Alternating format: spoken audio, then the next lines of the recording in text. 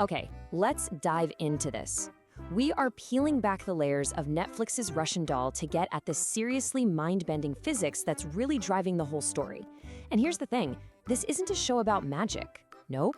It's actually a brilliant thought experiment about the mechanics of the universe itself. You know the scene. It all kicks off in that bathroom with that unforgettable line.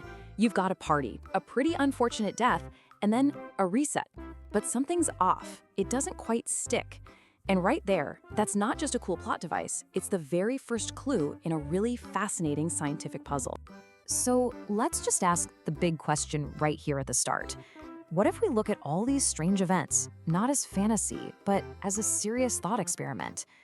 What if what we're actually watching are the fundamental laws of reality starting to, well, fray at the edges? What if it's all just a glitch? So Nadia's trapped in what looks like a classic time loop, right? But as we are about to see, there is a major glitch in her universe's operating system, and things are way, way more complicated than they seem.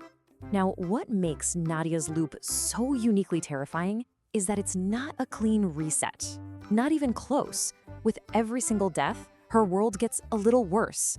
It decays. And the reason for this decay is actually one of the most fundamental laws in all of physics. And that law is called entropy.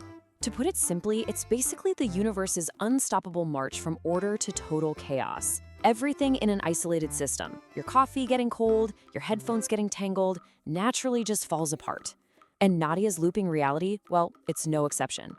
And this, right here, is the show's genius twist on the whole time loop genre. You know, you think of a typical loop story, and the world resets perfectly every single time. But Nadia's loop? It's actively breaking down. It's losing information, losing stability with every single cycle. And we see this decay in these incredibly creepy visual ways, right? The fruit that rots from the inside out in a second.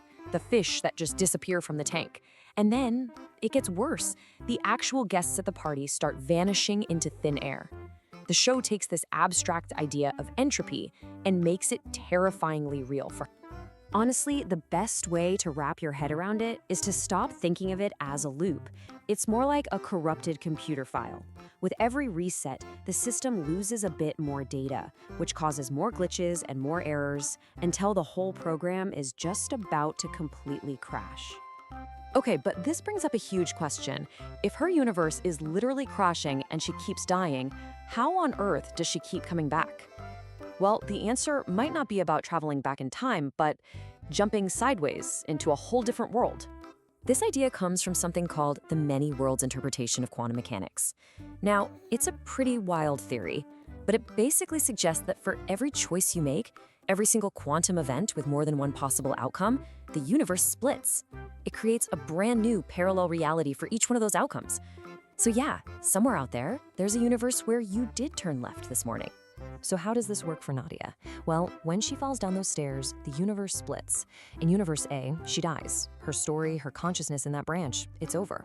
But at the exact same instant, Universe B is created, one where she, by pure chance, survives. Her consciousness doesn't travel back in time, it just seamlessly continues on in the branch where she's still alive, giving her the illusion of a reset. This is the key idea behind a really mind-bending thought experiment called quantum immortality. It suggests that from your own first-person point of view, you are essentially immortal.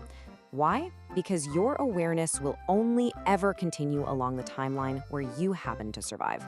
You would never even know about all the infinite universes where you didn't make it.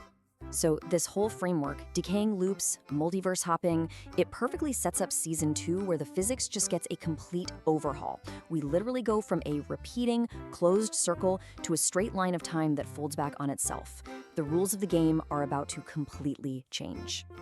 So yeah, in season 2, it's not about escaping a loop anymore. Now it's about good old-fashioned linear time travel into the past. And that introduces an entirely different and frankly much more restrictive set of physical laws.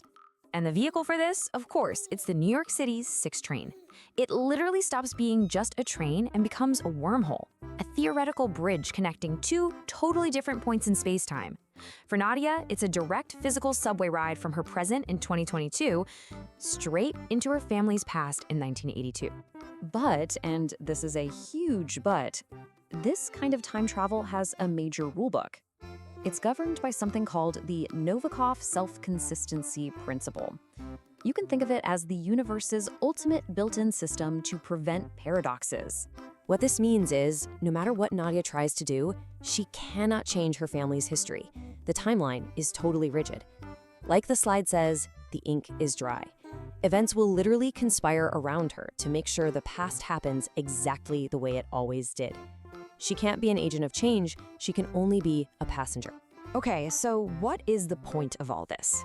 We've got entropy, multiverses, unchangeable pasts. Why?